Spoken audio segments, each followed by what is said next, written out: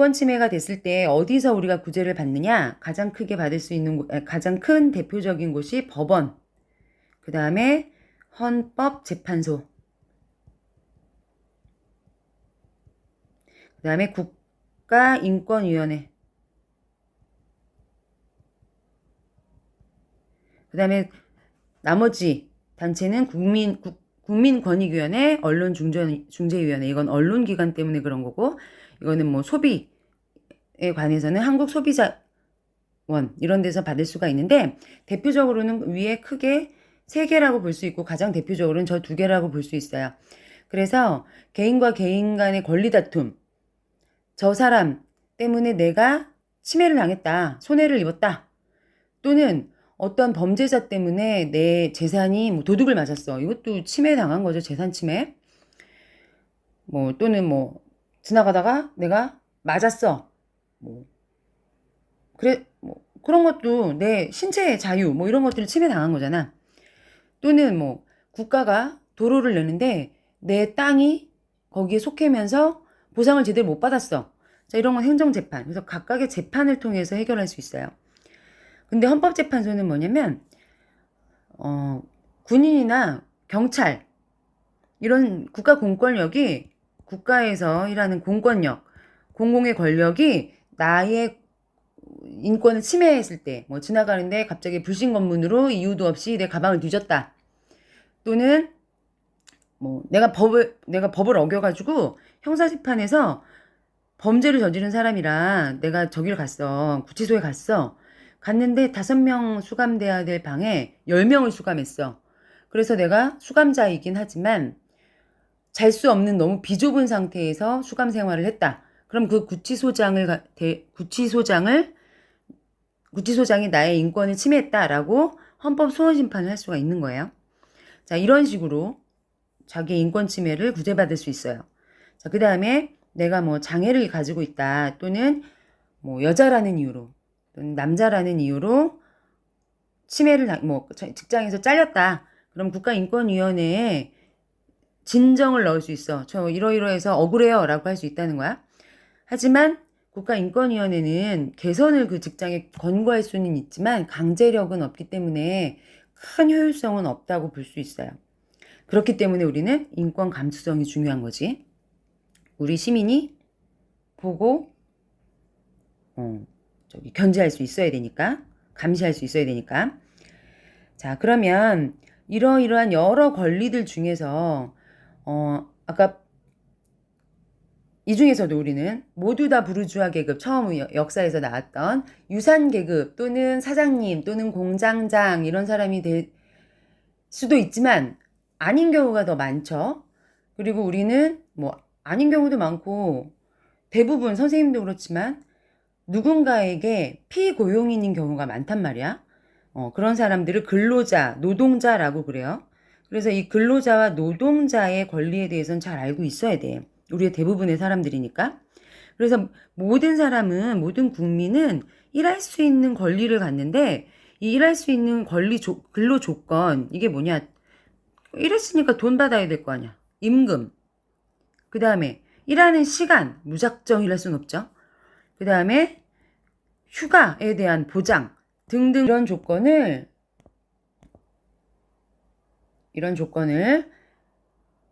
근로 조건이라고 얘기하고 그것에 대한 권리를 찾을 수 있도록 헌법에서 보장해주고 있는데 그게 노동 3권이야. 노동의 3가지 권리가 있다. 헌법에서 보장해주고 있어요. 계란이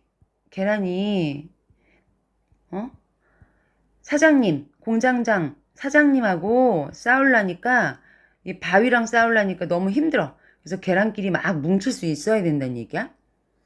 그래서 너희들은 뭉칠 권리가 있다. 단결권.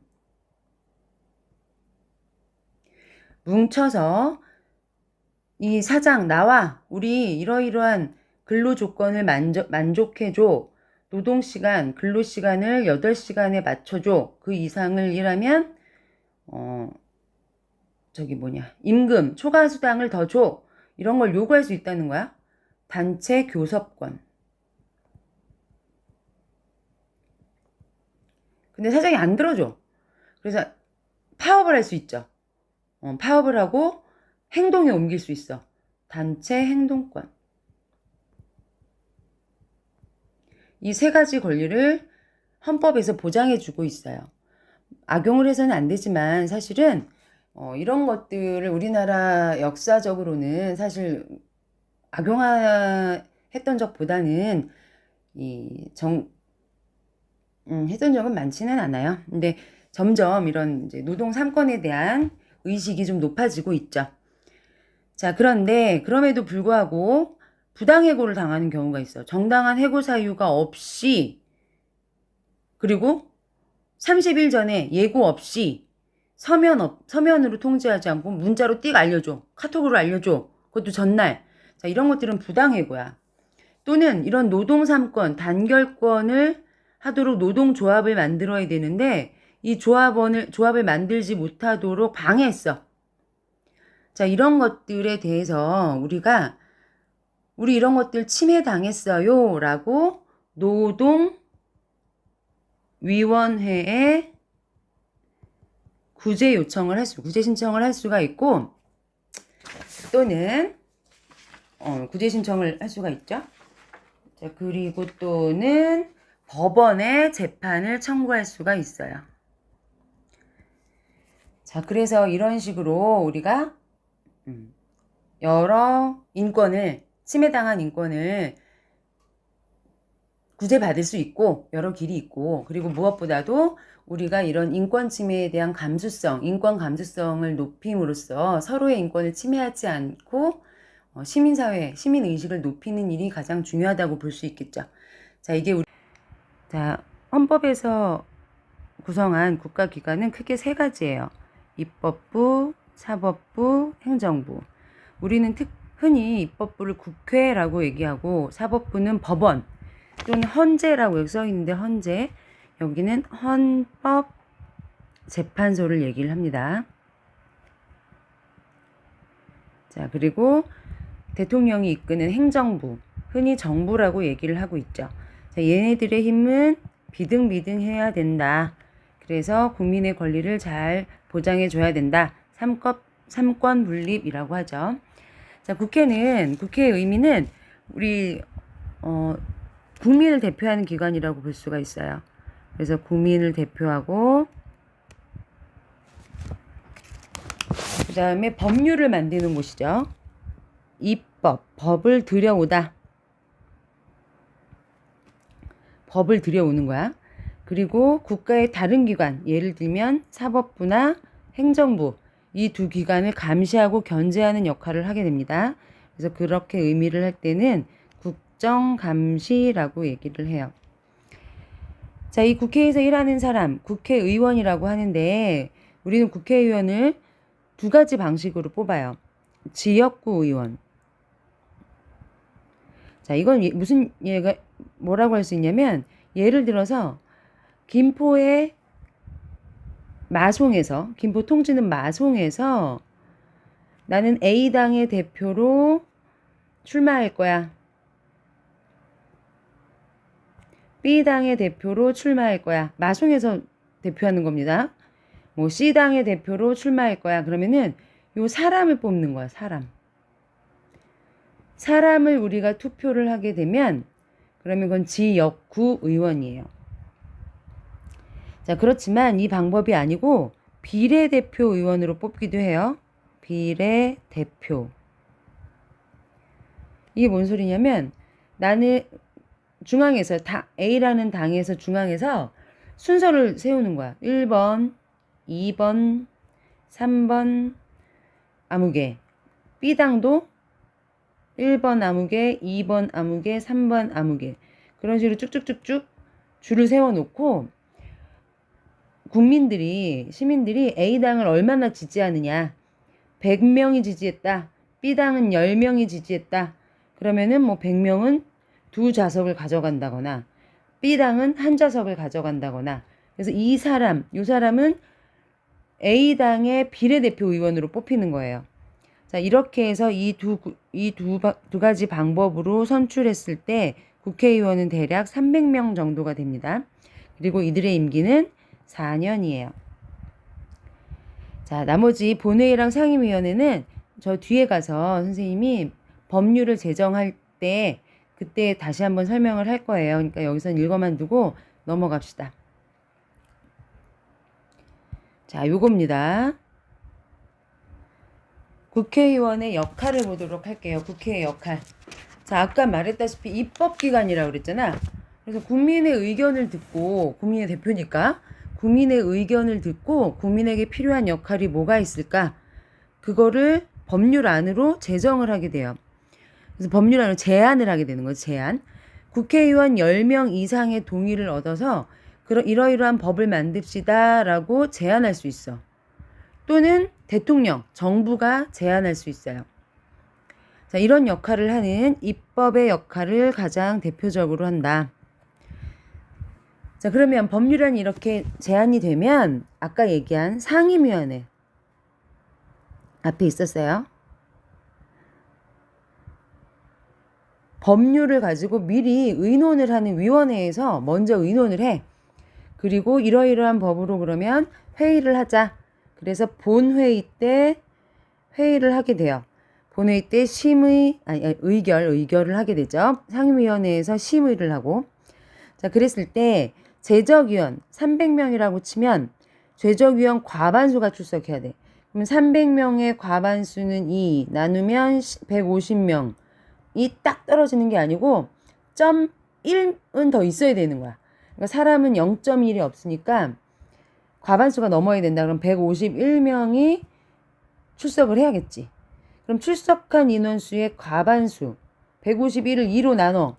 그러면 7, 24에 75.2인가? 어떻게 되는 거지? 75.5. 이게 반이라고 치면 맞지? 151 나누기 2는 27에 14에 맞죠? 2, 5, 10에 0.5. 75.5명이 있는 게 아니라 75.5명 보다 많아야 되잖아. 그러니까 76명이 찬성을 하면 이게 법이 되는 거예요. 그 법이 됐을 때 대통령에게 보내. 그럼 대통령이 국민들한테 발표를 하고 그로부터 20일 있다 법이 효력을 발생을 하게 되는데 대통령이 이게 싫어. 나는 이 법을 좀 이렇게까지 다시 한번 이 법을 다시 손 봐서 다시 의결해 주세요 하고 다시 보낼 수 있어요. 이거를 뭐라고 하냐면 환부 거부라고 그래. 거부권을 행사할 수 있어. 이게 정부가 국회를 견제하는 방식이라고 볼 수가 있겠죠. 그래서 정부가 대통령이 환부 거부를 통해서 이 법률안 다시 의논해 주세요 하고 돌려보내면 다시 의결을 해야 될 때는 제적위원 과반수의 출석과 출석위원 3분의 2의 찬성이 있어야 확정이 될 수 있어요. 자, 이게 대표적으로 국회가 하는 역할입니다. 자, 이거는 제정이야, 제정. 만들다 할 때 메이크 제정이야. 아이고야. 메이크. 근데 여기서는 제정이에요. 그러니까 요거 글씨 틀리면 안 되겠지? 요거는 돈이에요, 돈. 머니. 국가가, 정부가 국민들의 세금으로 일을 해야 되는데 이렇게 일을 하겠습니다 라고 예산안을 국회에 주는 거야. 그럼 국회에서는 이것을 의논하고 확정해서 정부한테 다시 주면 정부는 그 확정해 준 것으로 이제 살림살이를 하는 거죠. 정책을 만들고. 자, 그래서 이번에도 정부 재난지원금 이런 것도 다 국회에서 결정을 해주면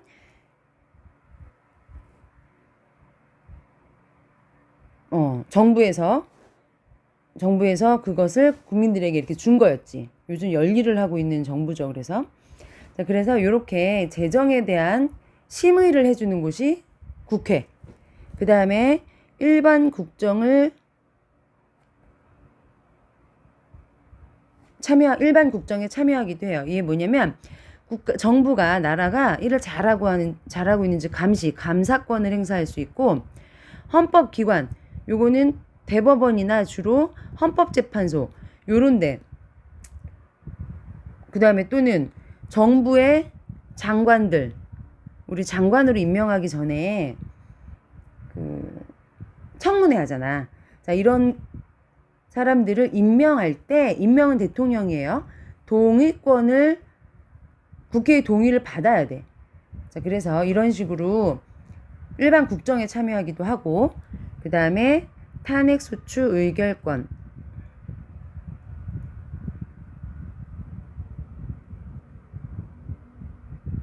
자, 탄핵소추 의결권이라는 거는 예전에 우리 박근혜 대통령을 탄핵하게 해주세요. 그래서 국민들이 광화문에 모여서 집회를 했단 말이야. 그 국민들의 목소리가 커지자 국회의원들이 고민이 심각해졌겠죠. 그래서 국회의원들이 막 고민하다가 그래 그러면 탄핵을 해달라고 결정하자. 탄핵을 결정하는 건 아니야. 탄핵을 해주세요라고 요청하는 거예요. 어디다가? 헌법재판소에다가. 자, 우리 국회의원은 대통령을 탄핵해달라고 요청하기로 결정했다. 그리고 그걸 심판하는 곳은 헌법재판소. 자, 이런 일을 하는 곳이 국회입니다. 자, 그럼 이제 두 번째, 행정부. 우리가 흔히 말하는 정부죠, 정부. 자, 이 정부의 조직을 한번 봅시다. 제일 위가 누구겠어? 제일 위가 대통령. 2인자, 우리나라 2인자는 국무총리죠. 예전에는 이낙연 국무총리였다면 지금은 정세균 국무총리예요. 박근혜 대통령 때는 황교안 국무총리. 그런데 이 대통령이 부재 시에 일을 당했을 때 또는 박근혜 대통령처럼 탄핵을 당했을 때는 국무총리가 그것을 대행하게 됩니다. 대통령은 크게 행정부의 대표, 행정부의 우두머리다. 행정부 수반으로서 일을 하게 돼요. 또는 국가의 대표, 원수다. 우리 국가의 가장 우두머리다로 일을 하게 돼. 두 가지로. 행정부 수반으로는 국군을 통수하고 행정부의 가장 위에 있으니까 지휘하고 감독하고 고위 공무원을 임명하거나 파면할 수 있고 국무회의, 여기 있죠, 국무회의, 최고심의기관. 이 사람들이 모여서 중요한 일을 의논할 때 의장이 되겠지. 그 다음에 아까 여기서 환부 거부, 법률안 거부권을 행사할 수 있어요. 자, 그 다음에 국가 원수로서는 당연히 국가의 대표니까 외교. 그 다음에 헌법기관을 구성해. 대표적으로 대법원장을 임명한다거나 헌법재판소의 재판관을 임명한다거나. 자, 그리고 중요한 일은 국민투표를 붙일 수가 있고 국가가 위험할 때에는 긴급명령과 계엄을 선포할 수 있어요. 자, 그리고 국무총리 있고, 그리고 대통령은 우리나라는 5년을 하고 한 번만 해요. 요거를 4년 중임제처럼 바꾸고 싶어 하고 있는데 아직 헌법을 개정하지 못했어요. 그래서 우리나라는 그 독재의 위험 때문에 그때 단임제로 했는데 사실은 정책이 연결되기 위해서는 4년을 하면서 한 번 더 할 수 있다. 요런 식으로 바꿔두는 게 좋다라는 여론이 지금 많이 있습니다.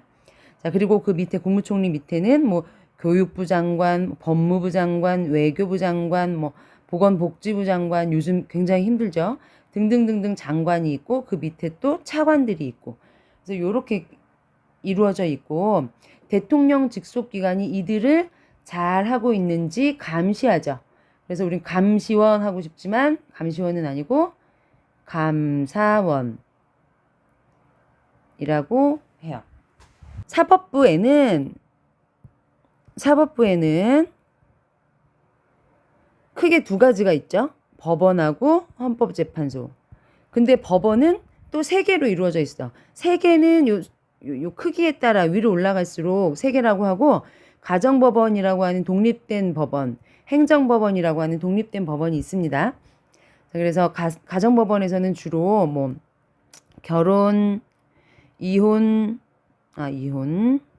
그 다음에 뭐 재산 상속 또는 친자 확인 뭐 등등 이런 것들을 가정법원에서 가사재판에서 하고 소년재판 만 14세가 안 된 소년들에 대해서는 비공식적으로 하는 게 원칙이라 가정법원에서 하게 돼요. 근데 이것도 지금 흉측한 일들이 많이 일어났었기 때문에 그러니까 그 미성년의 나이라 하더라도 여기서는 고등학생은 해당되지 않습니다. 그렇다 하더라도 형사재판으로 넘어가는 수가 있어. 자, 근데 이 형사재판, 민사재판 요거는 개인 대 개인. 그 다음에 형사재판은 범죄에 대한 거겠죠.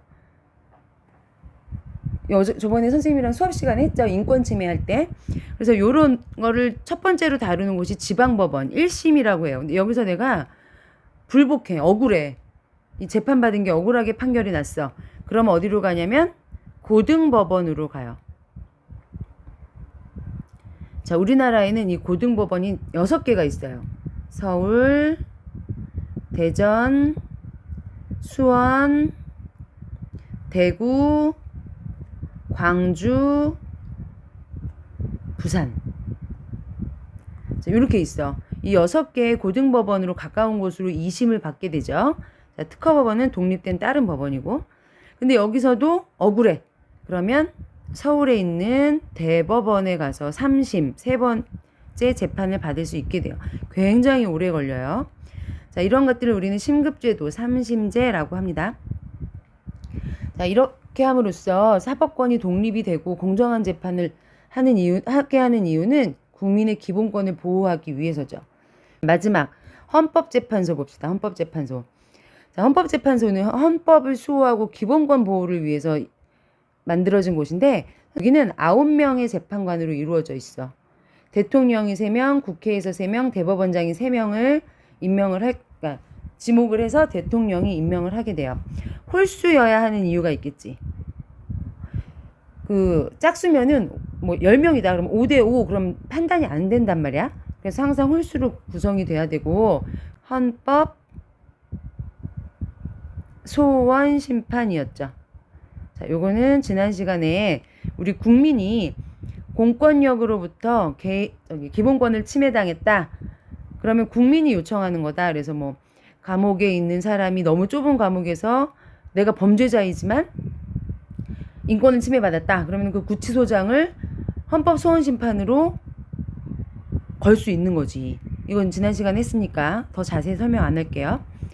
자, 그렇지만 법률이 헌법에 위반되는 경우가 있어. 예를 들면 우리나라는 아직 사형제도가 있어. 근데 이 사형이라는 법이 너무 인권을 침해한다. 그러면은 4대 6이 아니죠. 3대 6으로 사형은 위헌이다. 헌법에 위배된다라고 하면 얘는 사형제도는 없어지는 거지. 근데 아직까지 우리나라는 남아 있어요. 실행을 안 해서 그렇지. 집행을 안 해서 그렇지. 또는 예전에 그런 거 있었어. 임용고시라고 교사가 되는 시험인데 임용고시에 남자는 군대 가산점을 줬단 말이야. 플러스. 이게 근데 너무 치열한데 여자들이 군대를 안 갔다 오고 싶어서 안 갔다 온 게 아닌데 우리는 왜 가산점이 없냐. 그 법률이 헌법에 위배된다. 그러면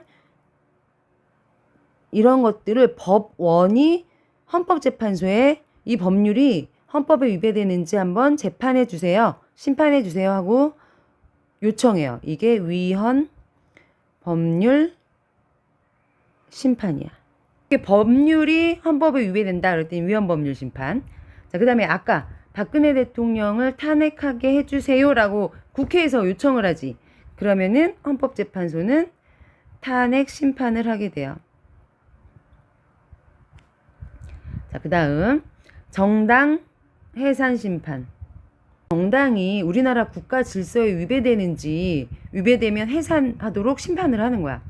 언제 박근혜 대통령 당시에 우리 통진이는 꼭 기억해야 될 통합 진보당, 통진당 꼭 기억할 필요는 없어요. 이 통진당이라는 당이 있었는데 북한에 영향을 받는, 그래서 우리나라 민주주의 질서를 해치는 그런 정당이다 라고 그래서 정당 해상 심판을 해가지고 이 통합진보당, 통진당을 해산시킨 적이 있어요. 처음 있었고 아직 마지막이고 아직까지는. 자, 이런 일도 있었어요. 그다음 마지막 역할은 여기 크게 쓸게. 자, 권한쟁의 심판이라고 해서 국가기관끼리 또는 행정자치단체, 지방자치단체, 일산시 교육청, 일산시 또는 뭐 부천시가 그들의 권한이 충돌했을 때, 이때는 헌법재판소에서 판단을 해주게 돼요. 자, 이런 식으로 크게 5가지, 하나, 둘, 셋, 넷, 아니구나. 하나, 둘, 셋, 넷, 5가지. 5가지의 역할을 하는 곳이 헌법재판소죠. 자, 이렇게 헌법에서는 크게 3덩어리로 입법, 행정, 사법 이렇게 크게 국가기관을 나눠서 국민의 자유와 권리를 그리고 기본권을 보호해주고 있습니다.